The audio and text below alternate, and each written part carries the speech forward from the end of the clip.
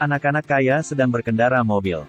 Sedangkan dia sedang di kantor polisi untuk membawa pulang ibunya yang membuat masalah. Pulang ke rumahnya yang kumuh. Saat mereka sedang berpesta dan bernyanyi sambil menari, Sarah malah sedang menatap langit. Dia juga pernah punya ayah kaya. Tapi ayahnya kabur saat bangkrut. Keluarganya kesulitan membayarnya. Terpaksa semua barang berharga di rumah dikosongkan. Setiap hari kakak bertengkar dengan ibu. Hingga suatu hari dia tidak tahan.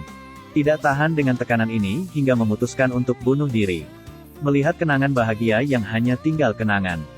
Kakaknya hanya meninggalkan kalung. Untuk melepaskan kerinduannya pada kakak. Dan hari ini dia diikuti seseorang saat sekolah. Dihadang di sebuah gang. Dia tidak bisa melarikan diri lagi. Pria itu mendekap mulutnya. Menaruh pisau di lehernya. Dia hanya bisa menangis tanpa suara. Mengambil ponsel dan dompet Sarah. Pria itu menatap kalung Sarah. Ini adalah barang peninggalan kakaknya. Sarah marah dan menjaga kalungnya. Pada saat ini muncul seseorang. Pria misterius ini sebenarnya selalu menjaga Sarah diam-diam. Tetapi dia tidak tahu. Saat ada polisi, dia ada di sisinya. Saat dia sampai di rumah dengan selamat, dia baru pergi. Dia mengalahkan perampok ini dalam sekejap. Pria itu menyuruhnya untuk pergi ke sekolah duluan dan dia yang akan mengurus preman ini. Sarah bergegas mengambil tas dan pergi. Saat paman tahu masalah ini, dia berinisiatif mengantar Sarah sekolah. Di mobil mereka membicarakan perkara naik mobil mewah hari itu. Sahabatnya bilang, semua orang di sekolah menganggapnya anak orang kaya. Paman sangat tertarik dengan ini. Sarah bilang ini cuma salah paham. Tapi sahabatnya tidak berpikir begitu. Dia bilang sekarang orang itu realistis. Kamu pertahankan identitas ini. Semua orang kaya pasti mau berkenalan denganmu. Bergabung dengan pertemanan seperti itu sangat menarik. Sarah bukan orang yang gila hormat. Saat berbincang, mereka sudah sampai. Mengunci pintu dan tidak membiarkannya turun. Paman menatap sahabatnya. Sarah menyuruh mereka untuk tidak membuat masalah. Nona, hati-hati kepalanya. Paman pura-pura jadi supir dan menjadi sopan.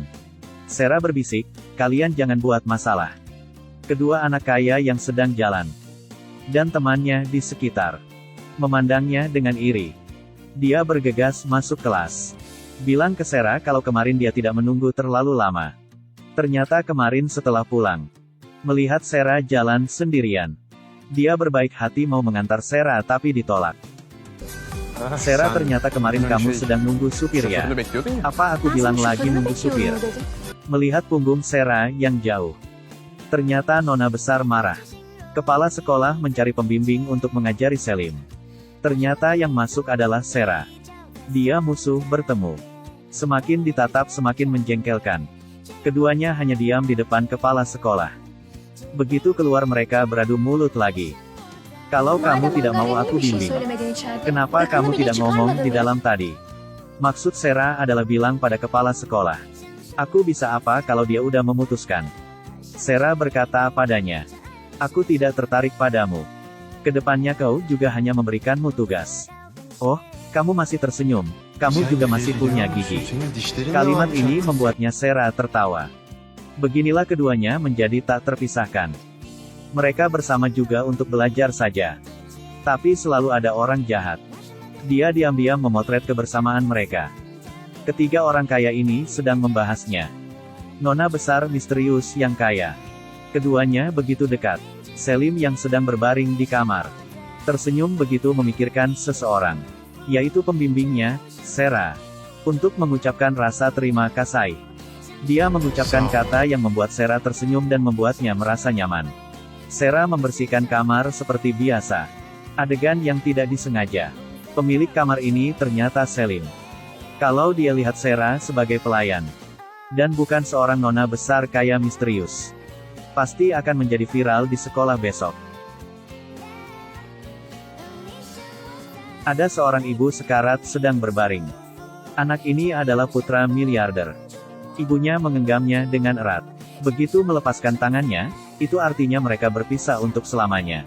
Tiba-tiba ibunya sesak napas. Anak ini bergegas mencari ayahnya. Begitu masuk pintu, Ayahnya masih bisa berselingkuh dengan model di hadapannya. Saat ini dia marah dan kecewa. Sejak itu ibunya meninggal. Dan hubungan kedua anak ayah ini merenggang. Anak itu adalah Selim saat kecil. Wanita di hadapannya adalah model yang bernama Seda. Dia sekarang menjadi ibu tiri Selim. Makanya Selim sangat membencinya. Dia juga menyalahkan kematian ibunya pada wanita ini. Selim tahu dia hanya melihat uang ayahnya.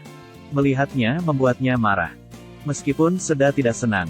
Tapi dia harus pura-pura berlapang hati. Ayahnya kesulitan di antara mereka.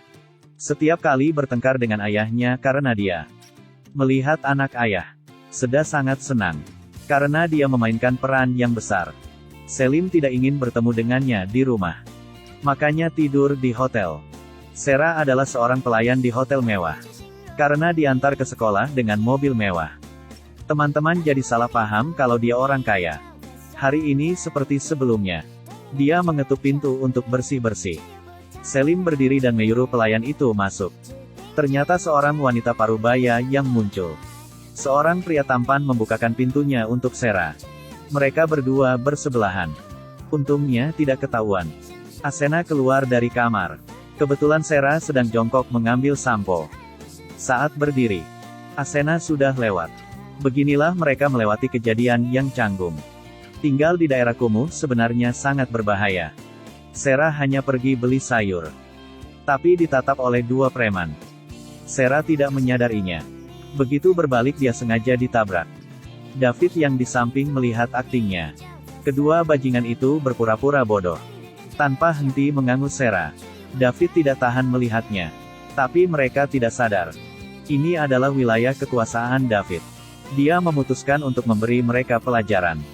Menyuruh adiknya memegang anjingnya. Sera menyuruhnya untuk melupakannya. David malah bilang untuk tidak khawatir. Mereka masih bisa sombong di wilayahku. Menjatuhkan satu orang. Dan menendang satu orang lainnya. Kedua bajingan ini bertemu dengan bos. Bergegas kabur. David yang melihatnya agak cantik. Ingin mendekati Sera. Sera berterima kasih dan ingin pergi. David segera mengenalkan dirinya. Ingin memberikan kesan baik untuk Sera. Aku meninggalkan daerah ini sangat lama. Karena aku keluar kota. David, kapan keluar dari penjara? Seketika wajah David jadi muram. Melihat ibu tua ini. Dirinya sadar tidak bisa berpura-pura lagi. Dan berkata maaf pada Sera. Setelah dia berbalik, David menoleh dengan garang dan berkata, "Kamu mengganggu ya? Bu, aku sedang mengejar wanita." David mengikuti Sera diam-diam. Dia ingin tahu nama, rumah dan keluarga wanita cantik di depannya ini. David memiliki niat jahat. Paman misterius muncul lagi di belakangnya.